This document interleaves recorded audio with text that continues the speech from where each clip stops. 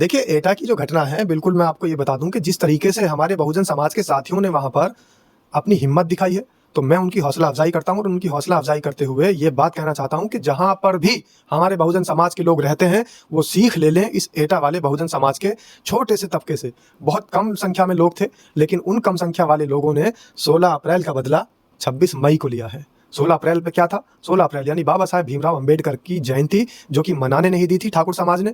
अपने आप को ऊँचे तबके के लोग बताने वाले जो समाज के लोग हैं, उन्होंने मनाने नहीं दी थी अंबेडकर जयंती। लेकिन हमारे बहुजन समाज के साथियों ने जब उनकी कलश यात्रा का समय आया, 26 मई को जब वो अपनी कलश यात्रा निकालने वाले थे, उस समय उनकी कलश यात्रा में अड़चन लगाकर बता दिया कि देश के अंदर कोई भी कलश, किसी भी तरीके का धार्मिक अनुष्ठान करने से पहले बाबा साहेब भीमराव अंबेडकर का अनुष्ठान होगा इस देश के अंदर। नमस्कार, क्या हाल चाल है? सब ठीक है?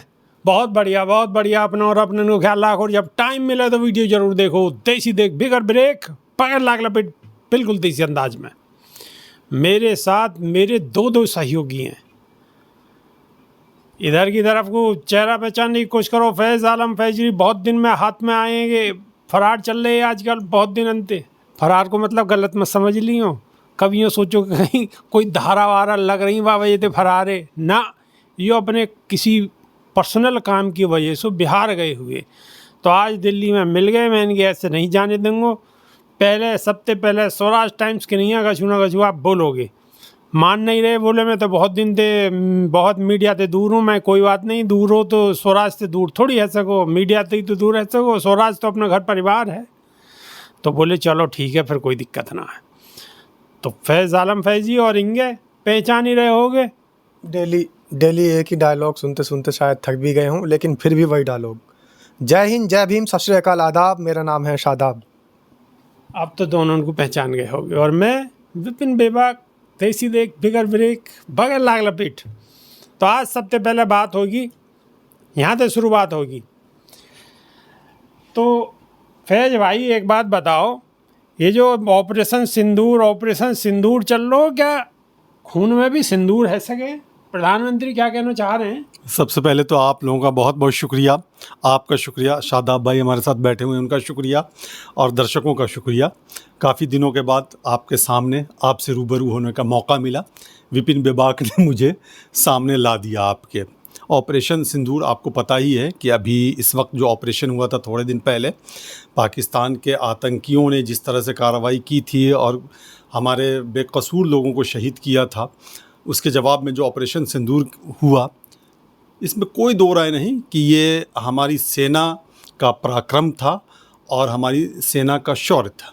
हालांकि इसमें राजनीति भी हो रही है, जो गलत है, नहीं होनी चाहिए।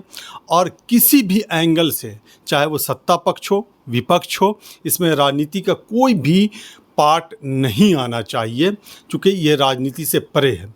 ऑपरेशन सिंदूर को ऑपरेशन सिंदूर तक ही सीमित रखा जाए तो ज़्यादा बेहतर है मेरी समझ से। इसमें राजनीतिक लाभ उठाने की कोशिश चाहे जहाँ से भी हो रही है, वो बिल्कुल गलत है। जैसा कि इन दिनों देखने को भी मिल रहा है कि इसको लेकर के खूब बयानबाजी भी हो रही है, खूब बकवास भी हो रहा है। बकवास कहना गलत नहीं होगा, भले ये शब्द थोड़ा अटपटा लग रहा हो, लेकिन ये बकवास तो हो ही रहा है। आपने देखा है, इशारा आप समझ ही रहे होंगे मेरे ख्याल से। इसलिए इसमें बिल्कुल राजनीति नहीं होनी चाहिए। ये देश के स्वाभिमान की बात है और पूरा देश एकजुट होकर के सेना के साथ खड़ा है। और न सिर्फ सेना के साथ, सरकार का भी समर्थन किया है, विपक्षी पार्टियों ने भी समर्थन किया है, लोगों ने भी समर्थन किया है। इसलिए सत्ता पक्ष को भी चाहिए कि इस पर कोई राजनीति ना करे, विपक्ष को भी चाहिए कि इस पर कोई राजनीति नहीं होनी चाहिए। जी, लेकिन विपक्ष तो बहुत शांत है। विपक्ष तो कोई मतलब किसी तरीके से राजनीति कर ही नहीं रहा। विपक्ष तो जो डेलीगेशन इन्होंने भेजा है वहाँ गया है और वहाँ हिंदुस्तान का मान सम्मान को बढ़ाने की कोशिश कर रहे हैं। लेकिन सत्ता पक्ष में ही ऐसे विधायक हैं बीजेपी के कि जो उल फिजूल की बातें कर रहे हैं, सेना को जो है बुरी बात बोल रहे हैं, कुछ भी बोल देते हैं। जो भी दिमाग में आता है, हर 24 घंटे में कोई ना कोई नया शिगुफा छोड़ देते हैं। सेना के लिए बड़ी अभद्र भाषा का प्रयोग करते हैं। नहीं, बिल्कुल गलत। मैंने पहले ही कहा कि ये सब बिल्कुल गलत बात है। इसीलिए मैंने कहा बकवास। बकवास शब्द का प्रयोग ही हमने इसलिए किया था। जिस तरह से बकवास की गई है, या अगर कहा जाए कुछ ऐसे बयान सामने आए हैं जिसको किसी भी कीमत पर एक्सेप्ट नहीं किया जा सकता है, और ना कोई एक्सेप्ट करने को तैयार है, कबूल करने को तैयार है। चाहे वो मध्य प्रदेश की विधायक हो या कर्नाटक के, एक अभी तो एक और वाक़या आया है कि एक IAS अधिकारी को कर्नाटक के MLC जो भाजपा से ताल्लुक़ रखते हैं, उन्होंने पाकिस्तानी तक कह दिया। ये बिल्कुल गलत है। एक जो नैरेटिव सेट कर दिया गया है, उस पे जो आगे बढ़ने की कोशिश की जा रही है, जिसको बिल्कुल गलत माना जा रहा है, और लोग अब समझ रहे हैं इस बात को। ये भी बात है विपिन जी की, ये बात अब लोग समझ रहे हैं। आप अगर इस रास्ते से राजनीति करने की कोशिश करेंगे और इस राजनीति के सहारे आगे बढ़ने की कोशिश करेंगे, इसका नुकसान आपको उठाना पड़ेगा, इसका खमियाजा आपको उठाना पड़ेगा। चाहे वो, अब जाहिर सी बात है, कोई भी पॉलिटिकल पार्टी जो होती है वो राजनीतिक लाभ इस तरह से प्राप्त करने की कोशिश करती है कि उसका इलेक्शन में फ़ायदा हो जाए, यानी कि चुनाव में फ़ायदा हो जाए। बिहार में अभी चुनाव होने हैं, हाल ही इसी साल चुनाव होने हैं, तो माना यह जा रहा है कि इस तरह के बयान इसलिए आ रहे हैं कि उसका राजनीतिक फ़ायदा उठाया जाए और चुनाव में इसका नतीजा जो है उसके पक्ष में आता दिखाई दे, जो बिल्कुल बिल्कुल गलत है। वो मैं कह रहा हूँ बिल्कुल गलत है। ठीक है, विपक्ष ने साथ दिया है सरकार का, इसमें कहीं कोई दो राय नहीं। और अभी जो डेलीगेशन गया हुआ है दूसरे देशों में भारत का पक्ष रखने के लिए और पाकिस्तान की करतूतों को उजागर करने के लिए, वो भी सराहनीय कदम माना जाएगा, और वो है भी सराहनीय कदम, और सब लोग एकजुट हैं। सत्ता पक्ष की तरफ से भी अगर इस तरह की बयानबाजी हो रही है तो बिल्कुल नहीं होनी चाहिए, बल्कि मेरा ये मानना है कि संगठन की तरफ से ऐसे नेताओं के खिलाफ कार्रवाई भी होनी चाहिए जो अब तक नहीं हुई है। कार्रवाई होनी चाहिए, लेकिन कार्रवाई आखिर करेगा कौन? क्योंकि प्रधानमंत्री तो गर्म खून और गर्म सिंदूर की बातों में व्यस्त हैं। आने वाले वक्त में बिहार में चुनाव है और माहौल बनाने की कोशिश है। सादा रिजवी जी, क्या कहेंगे? देखिए जिस तरीके प्रधानमंत्री का एक आह्वान हो रहा है कि चाइना का जो सामान है उसका बायकॉट करो। चाइना का सामान नहीं बिकना चाहिए इंडिया के अंदर। चाइना के सामान का बायकॉट करेंगे, लेकिन चाइना को मुंह तोड़ जवाब नहीं देंगे। चाइना हमारे देश के अंदर आकर हमारी ज़मीन को कब्ज़ा करने के लिए लगातार तैयार हो रहा है, और काफ़ी हद तक बहुत सारी ज़मीन हमारी कब्ज़ा कर चुका है, लेकिन जवाब नहीं देंगे। जवाब कैसे दिया जाएगा? चाइना की चिप नहीं खरीदनी, चाइना का एप्लीकेशन नहीं डाउनलोड करना, और डायरेक्टली चाइना का नाम नहीं लिया, इशारों में बातें कर रहे हैं कि विदेशी सामान। चाइना तो आपने बोल दिया, आपके अंदर बेबाकी है जो आपने नाम ले दिया। हमारे प्रधानमंत्री के अंदर तो इतनी भी बेबाकी नहीं है कि वो नाम भी ले पाते, सिर्फ इशारों में बात करके चले गए। दूसरी बात, आपने कहा कि जैसे ऑपरेशन सिंदूर को का राजनीतिकरण किया जा रहा है, ऑपरेशन सिंदूर को राजनीति में घसीटना या ऑपरेशन सिंदूर को राजनीतिक तरीके से इस्तेमाल करना, तो ये सारी बातें उसी तरीके से ले लीजिएगा आप। जैसे राजनीतिक रोटियां सेकने के लिए ईंधन बनाया जाता है, तो हमारे देश के भारतीय जनता पार्टी के शीर्ष नेतृत्व ने ऑपरेशन सिंदूर को सिर्फ एक ईंधन बना दिया है। राजनीतिक रोटियां सेकने के लिए जिस ईंधन की ज़रूरत थी वो ऑपरेशन सिंदूर के रूप में इनको मिल चुका है, और अब ऑपरेशन सिंदूर को राजनीतिक रोटियां सेकने वाला ईंधन के तरीके से इस्तेमाल कर रहे हैं। पश्चिम बंगाल में चुनाव है तो वहाँ इस्तेमाल हो रहा है, बिहार में चुनाव है तो वहाँ इस्तेमाल हो रहा है, और जहाँ जहाँ जिस राज्य में भी चुनाव है वहाँ पर हमारे देश की सेना के पराक्रम को, शौर्य को, अभिमान स्वाभिमान को नहीं देखा जा रहा है, बल्कि हर जगह प्रधानमंत्री एक ही भाषण देते नज़र आ रहे हैं कि हमने मुँह तोड़ जवाब दिया, जबकि उनको कहना चाहिए था कि हमारी सेना ने मुंह तोड़ जवाब दिया। उनके नेता हमारी सेना को गालियां दे रहे हैं, वो कोई कार्रवाई नहीं करते। हमारी सेना के बारे में यहाँ तक बोल दिया उन्होंने कि हमारी सेना के जो ऑपरेशन सिंदूर के लीड करने वाली लीडर थी, उनके तार पाकिस्तान से जुड़े हुए हैं, और पाकिस्तान के आम शहरियों से नहीं जुड़े हुए हैं, पाकिस्तान के अंदर रहने वाले आतंकवादियों से जुड़े हुए तार बता दिए। कोई कार्रवाई अभी तक नहीं हो रही है, बल्कि उन्होंने SIT गठित कर दी। और सबसे बड़ी हास्यास्पद तो बात यह है, सबसे बड़ी जो है ये कह लीजिएगा कि एक मजाक बना दिया। और मजाक किस तरीके से? अभी एक कल ही की रिपोर्ट है, ये बयान आया था हमारे देश के न्यायालयों की तरफ से भी कि अभी वहाँ पर जो घटना स्थल था उसकी जांच हो रही है। तो अगर कोई नेता कहीं भाषण देकर चला जाता है तो उसको घटना स्थल माना जाएगा। और इसमें सबसे बड़ी मजे की बात ये है कि जिन्होंने ये बयान दिया है वो उस पर माफ़ी भी मांग चुके हैं, और उसके बाद में SIT गठित हुई है, और उसके बाद 3 IPS लगे हुए हैं, उसमें उसकी जांच होगी। अब उसकी जांच क्या होगी ये भी जांच का विषय है। देखिए, अदालतों के अंदर एक इकबालिया जुर्म के नाम से एक वर्ड बड़ा प्रचलित है। इकबालिया जुर्म का मतलब कोई जुर्म इकबाल कर ले, अपना मतलब एक्सेप्ट कर ले कि मैंने जुर्म किया है।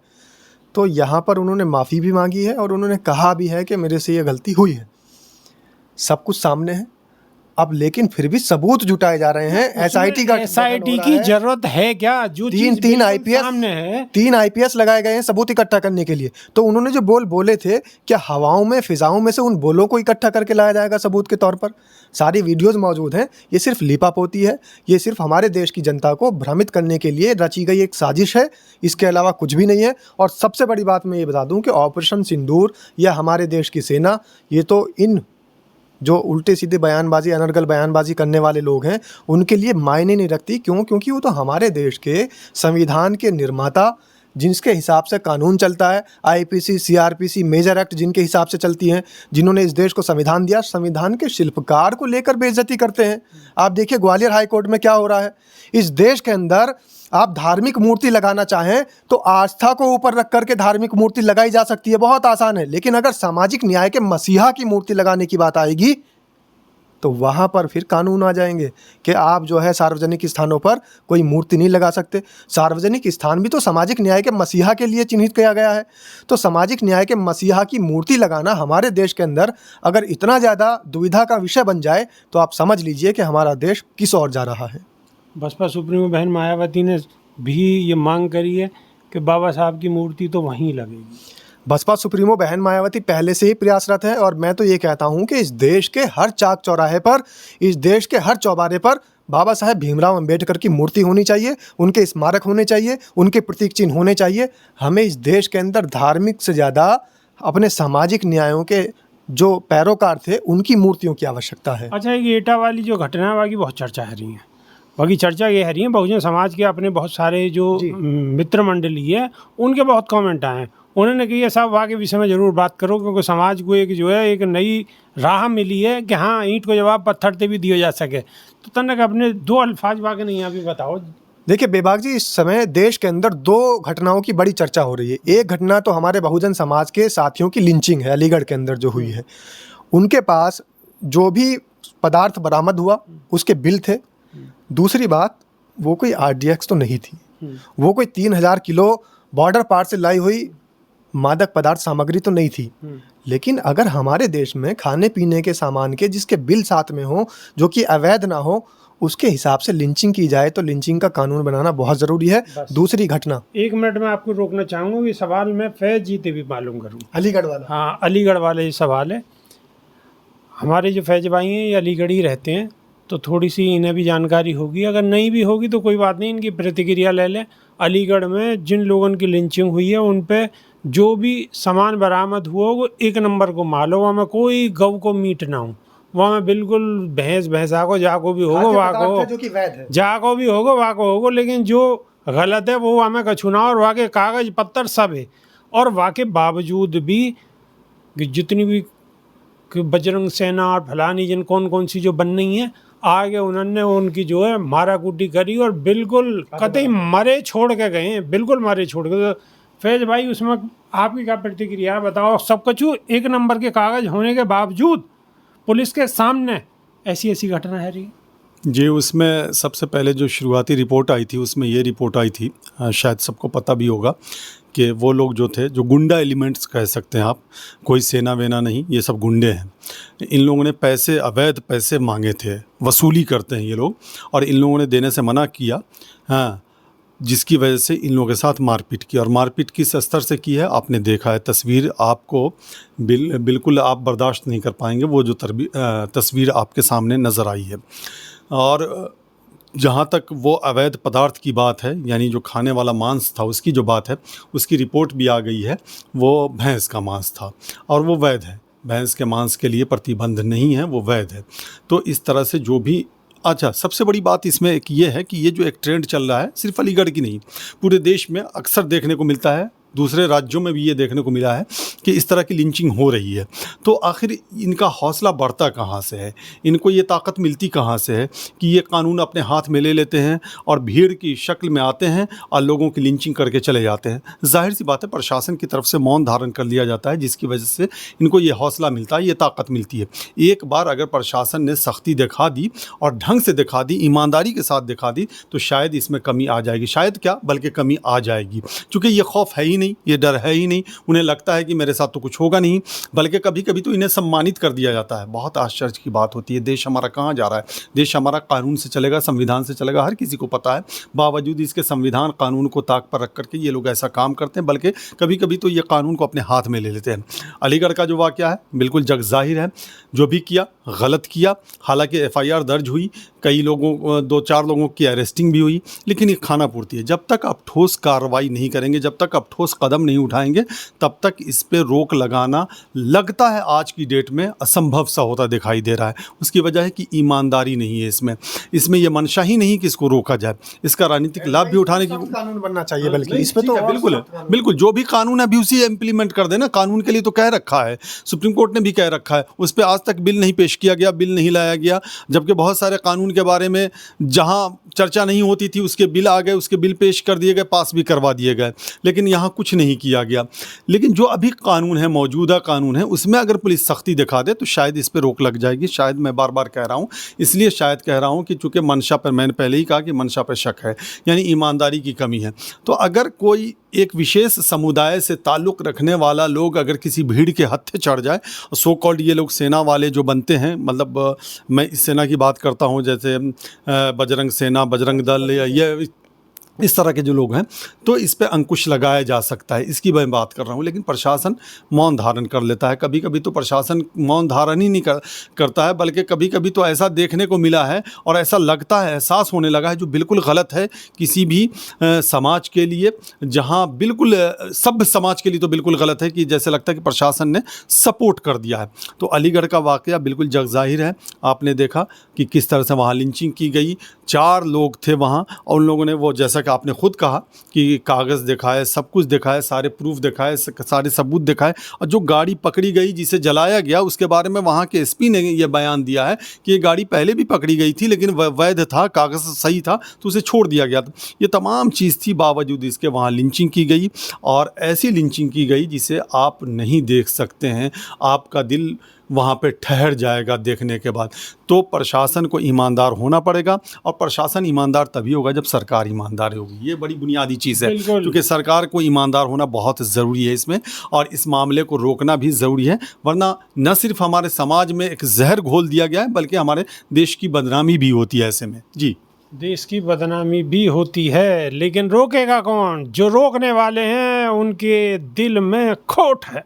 सादा रिजवी बिल्कुल खोट है। और दूसरी बात, एक समुदाय विशेष को निशाना बनाया जा रहा है, सारा देश देख रहा है, बल्कि दुनिया तक इसकी धूम मची हुई है कि आखिर भारत के अंदर चल क्या रहा है।